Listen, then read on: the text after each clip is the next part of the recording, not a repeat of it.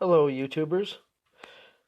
I am posting a video showing you a good picture of the bushcraft shelter that I constructed 2 summers ago, southwest of Camrose, right on the property next door to the landfill site property.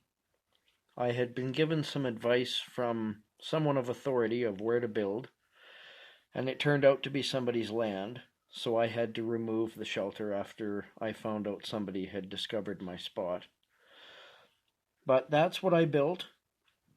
There's another picture of the roof and how that turned out, which was actually pretty good. I used the draw knife. I cut all dead wood. There's the raised bed that would easily fit 3 people. I had planned to make this part level and dig that out. Then I would have put a wood stove and a tiny stainless steel sink, which I have purchased brand new at the Habitat for Humanity. I have camouflage netting about 10 by 22 feet. And then I've got all my rocket stoves and all that stuff. So if I had been able to continue on doing this, I would have had quite the setup, including bird houses, bird feeders, and I now possess a Husqvarna lawnmower. When I was out there building, I used a rake to rake up all the dead leaves and sticks, which made it look really neat.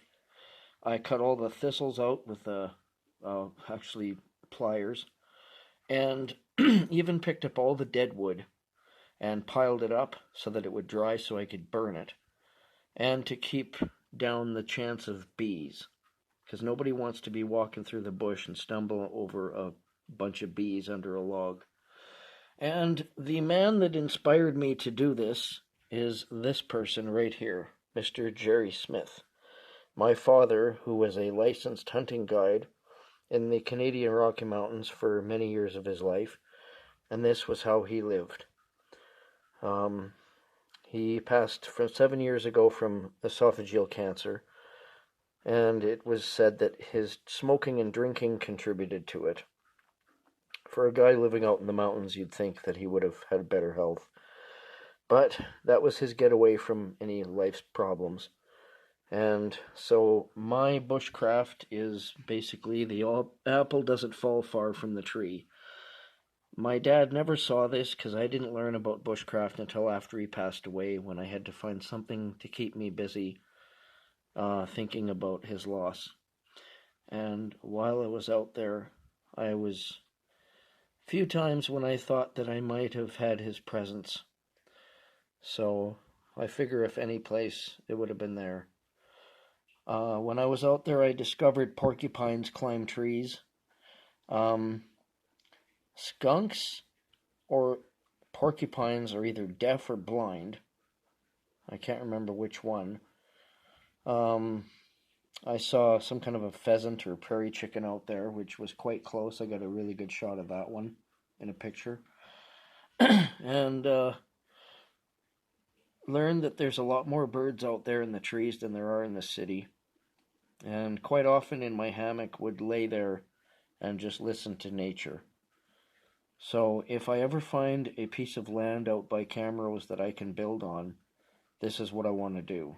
Except I've learned from mistakes I made with this one on how to improve things next time. But I also learned that you lose 20 pounds in a couple weeks doing this. Cutting trees, splitting the bark, digging holes, carrying rocks. And having a rocket stove out there also helps because you get no smoke. So I did this for 2 summers before someone actually found what I was doing. And they were leaving me threatening notes saying leave and mine, leaving garbage all over the place. So when I finally got a hold of the person who owned the land, he wasn't too happy, but I worked with him and bylaw and got my stuff off of there. So I'm the only person in Camrose apparently in the history of the city to ever do this, at least to this extent. And I left the place actually better than when I found it. So anyway, I just thought I would share that with you.